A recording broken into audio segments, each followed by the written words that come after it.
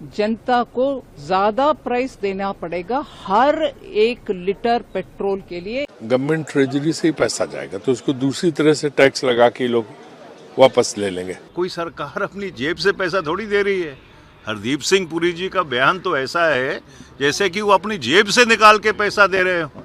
नमस्कार, the truth के इस अंक में मैं प्रीति पांडे अपने सभी दर्शकों का बहुत स्वागत करती हूँ। आज बात एक ऐसे फैसले की जिसे सरकार राहत बता रही है और विपक्ष राजनीति।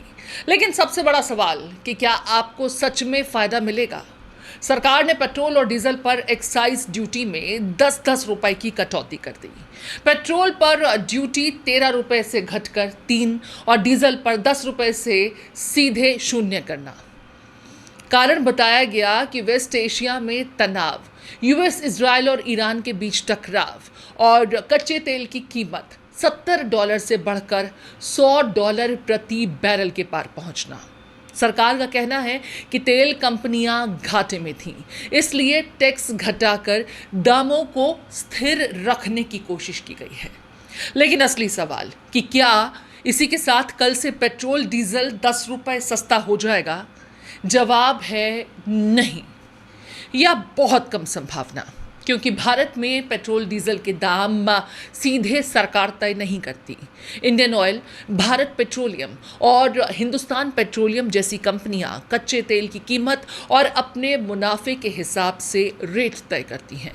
और अभी हालत ये है कि कंपनियां पेट्रोल पर करीब 24 रुपए और डीजल पर 30 रुपए प्रति लीटर का घाटा झेल रही हैं। यानी जो टैक्स में राहत मिली है वो पहले इन घाटों को भरने में जाएगी, न कि सीधे आपकी जेब में। सरकार के पास भी जो राजस्व आता है वो लोगों की जेब से ही तो आता है। जो लोग टैक्स देते हैं उसी से ही तो सरकार का राजस्व आता है। तो अगर सरकार ने एक्साइज ड्यूटी कम की है तो कोई सरकार अपनी जेब से पैसा थोड़ी दे रही है। आप एक्साइज ड्यूटी कम करने की बात कर रहे हैं तो वो जो है गवर्नमेंट ट्रेजरी से ही पैसा जाएगा तो उसको दूसरी तरह से टैक्स लगा के लोग वापस ले लेंगे, दूसरे कर लगा के वापस ले लेंगे। तो मुझे लगता है कि पूरी तरह से एक राजनीतिक जो है मूव है। किसके लिए की है कटौती? कटौती की है ऑयल मार्केटिंग कंपनीज के लिए, जिसमें कुछ प्राइवेट कंपनीज हैं और कुछ सरकारी कंपनीज। कोई कंज्यूमर, आज आप पेट्रोल भराने यहां से निकलेंगे ना, जाइए पता लगाइए कितनी कमी की। एक पैसा, एक नया पैसे की कमी नहीं की है उपभोक्ता के लिए, आप लिख लीजिए। अब आते हैं राजनीति पर। सरकार और बीजेपी का कहना है कि यह फैसला जन केंद्रित है, रामनवमी के मौके पर लोगों को राहत देने वाला है और प्रधानमंत्री की संवेदनशीलता दिखाता है। अगर ऑयल मार्केटिंग कंपनीज को ये सपोर्ट नहीं मिलता, जनता को ज्यादा प्राइस देना पड़ेगा हर 1 लीटर पेट्रोल के लिए या हर 1 लीटर डीजल के लिए। सो उनके लिए ये बेनिफिट नहीं है।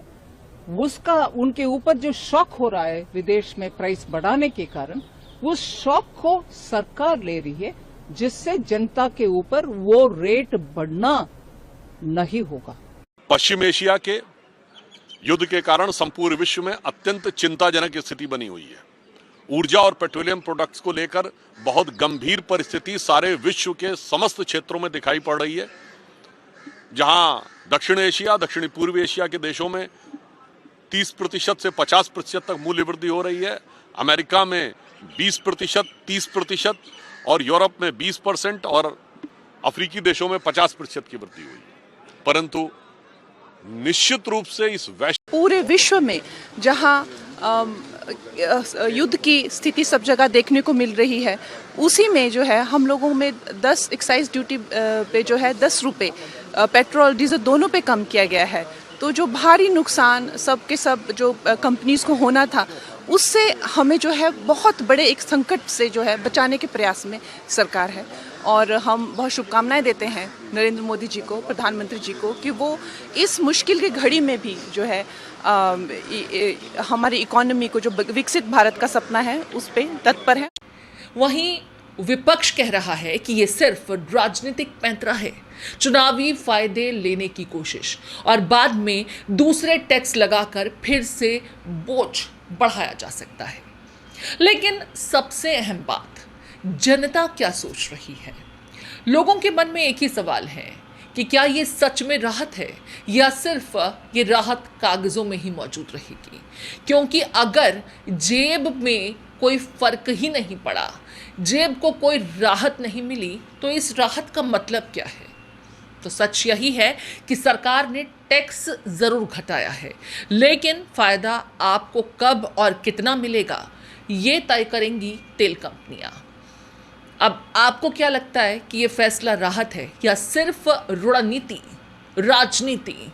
कमेंट में बताइएगा जरूर।